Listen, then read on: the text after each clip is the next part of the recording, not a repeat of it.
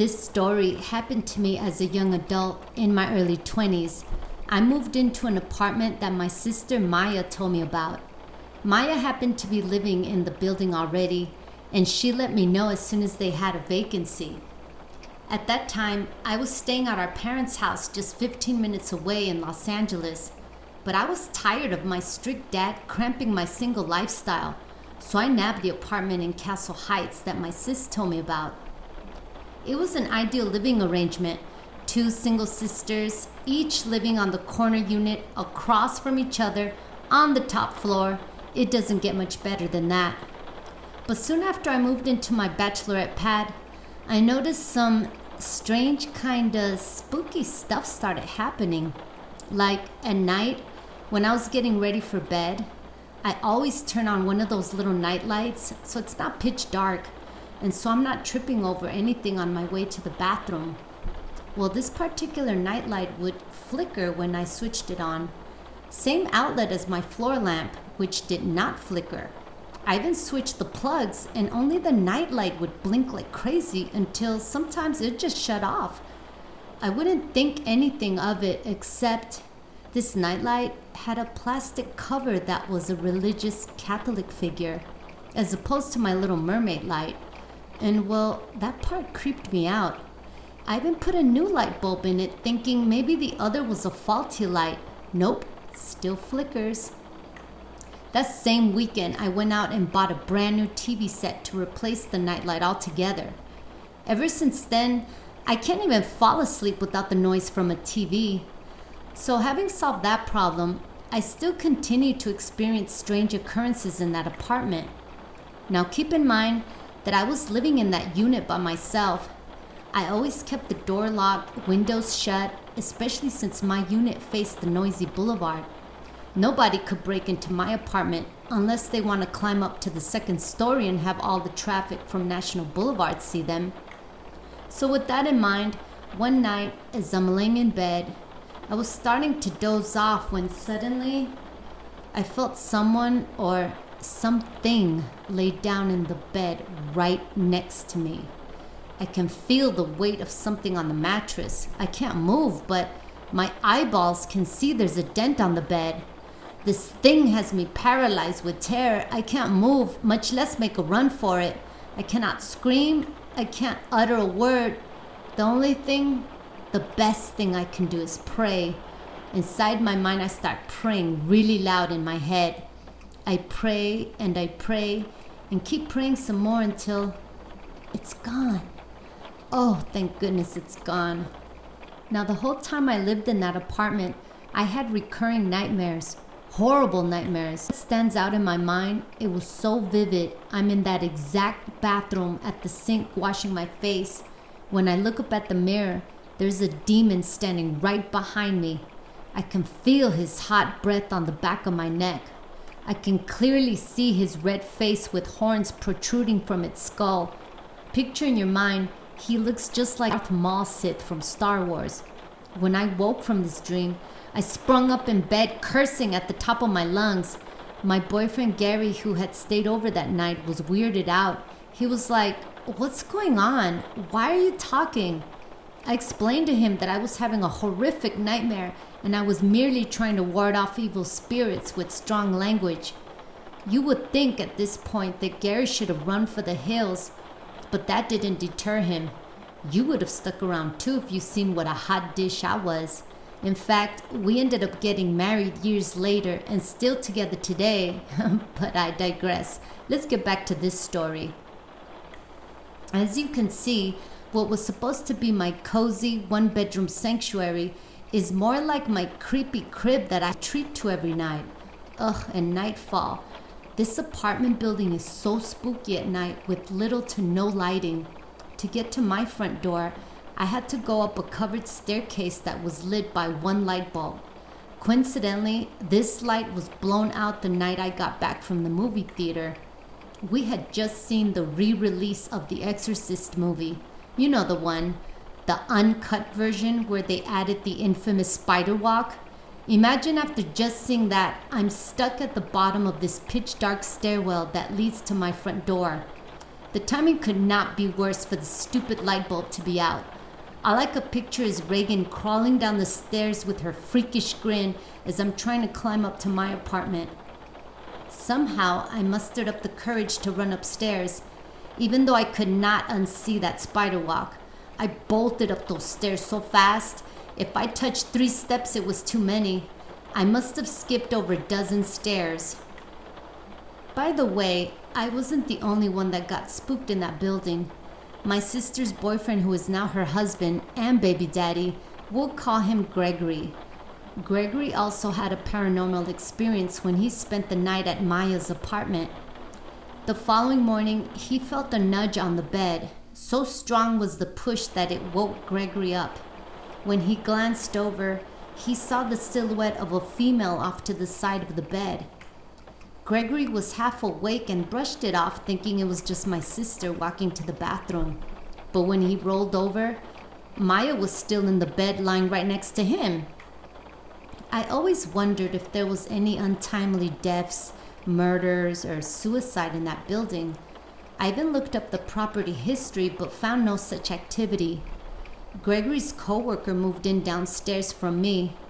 It was rumored that his wife was a witch, but I doubt she was the one causing all the strange incidents because they moved in way after me. Plus, I don't want her putting a hex on me for spreading fake news. So I will just leave it as it remains today, a mystery.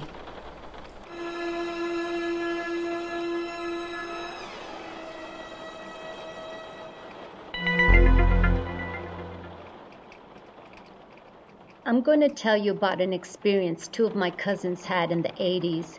But first, let me tell you a little backstory about my cousins. Both of them are from my dad's side of the family.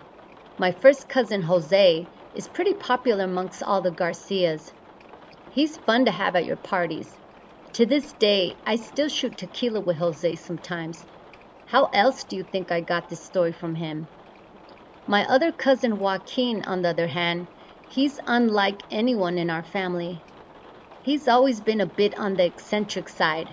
A few Garcias thought of Joaquin as kind of an oddball of the family. Some might say he's a little weird.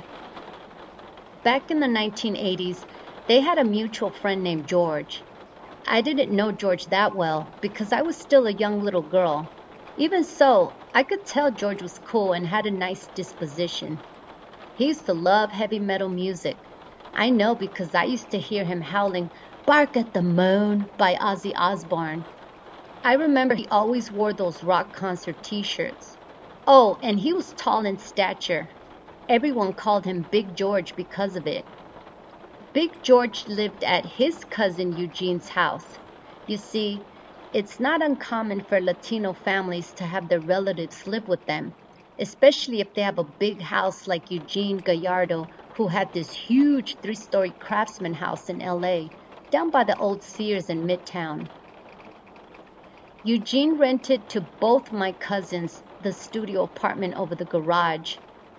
Besides having their own apartment atop the garage, they were also welcome to use the rest of the main house.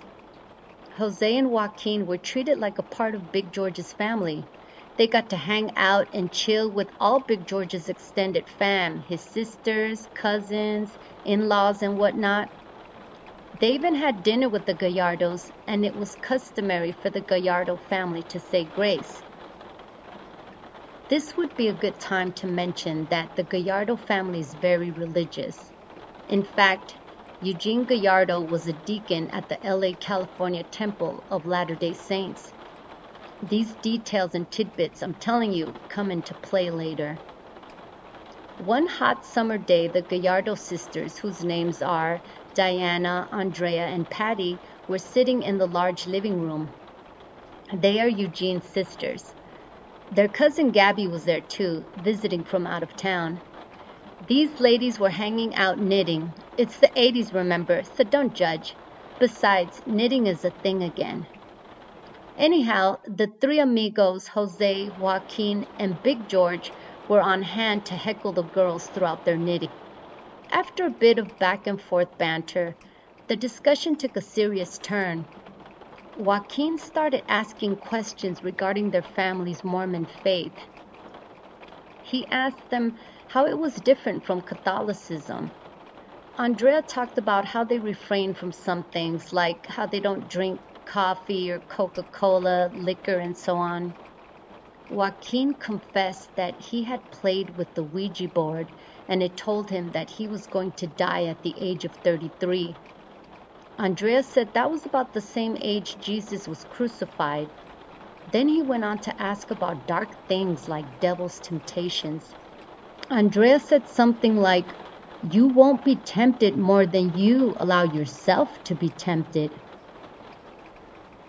This response set Joaquin off. Jose describes it as if you lit a fuse in Joaquin's ass and he blew up.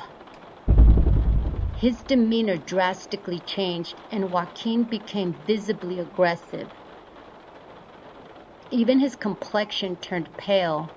Jose and the girls felt like they were in a room with the Incredible Hulk. Then the temperature inside the house dropped significantly.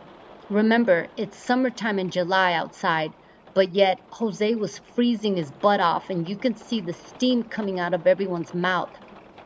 At this point, it was obvious that Joaquin has just gotten possessed. Big George was the first to flee. That's right, the same George that was wearing an Iron Maiden t-shirt. He ran upstairs and was crying like a little girl. Patty got scared too and hurried off to fetch Eugene.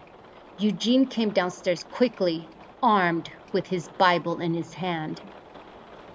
Joaquin saw him and grabbed a crumpled up piece of paper and threw it at Eugene. The paper ball hit Eugene in the chest, but with the impact of a brick. It even thumped loud when it hit his chest and knocked Eugene over. Eugene got up and started reading from the Bible. He began to order and give commands to the demon. It was like a scene from The Exorcist. Joaquin and his resident demon refused to be regulated. Joaquin moved toward Eugene, Gabby, and Jose. What they were still doing there is beyond me. So Joaquin circled the three brave souls in a threatening manner. Round and round he circled. But somehow he couldn't touch them. It was as if they were inside a protective bubble. That's right, a bubble. Joaquin was muttering words that were barely audible. Jose tried hard to understand what he was saying. Just know this, Joaquin was not speaking English nor Spanish. Meanwhile, Patty, who was still upstairs, had made a very important phone call. She called in the big dogs. That's right, the high bishops from the second largest temple of LDS in Santa Monica. Not a moment too soon did their team of bishops show up. They found Eugene with his Bible open and still corralled with Jose and Gabby. Jose expected to see them wearing robes, but actually they were suited up. As soon as the bishops arrived, they sprung into action. They joined in the preaching and commanded the filthy spirit out. This enraged the demon, and again he turned up. He grabbed one of the bishops by the neck and lifted him in the air with one arm. He had him in the air like he was holding a feather with one hand. At this point, the other bishops rushed and tackled Joaquin. The bishop who had been dangling also dropped to the floor. They all grabbed Joaquin and held him down as they put their hands on his head. They all prayed in unison to command the spirit out. His complexion changed from pale green to a flushed purple. Eugene preached at him with more vigor to help cast out the demon. Joaquin went from a raging monster to a meek little punk. Soon they brought him down to his knees. Joaquin twisted his body and squirmed as they continued to pray and commanded the demon out. The whole time they maintained their hands on top of his head like glue. This went on for at least 45 minutes until Joaquin totally passed out in the fetal position. They left him there limp and fainted on the floor. The bishops then approached Gabby and Jose to discuss what they just witnessed. and if they had any questions. Jose asked them, how come Joaquin was not able to touch us or even get near us when he was going around in circles? The bishop replied that their strong faith shielded them from the evil. The bishop told them that Joaquin was not going to remember any of this and definitely never mention a word of it to him. This whole ordeal started that afternoon, and the bishops didn't leave the house till almost 10 o'clock at night. When Joaquin finally woke up, he wondered how he ended up passed out in the living room. Jose told him that he simply fell asleep and that he should go upstairs to bed. I'll catch up to you, he said. He never caught up with him that night, or any night after that. Jose slept on the couch from that day forward.